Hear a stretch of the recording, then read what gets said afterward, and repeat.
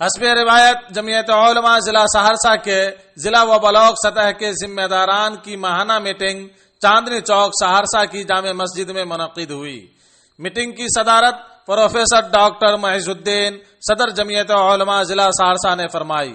اس موقع پر جمعیت علماء کے اکابرین کی قربانیوں کا ذکر خیر کیا گیا، ساتھ ہی جمعیت علماء ضلع سہرسہ کی موجودہ کارکردگی پر روشنی ڈالی گئی۔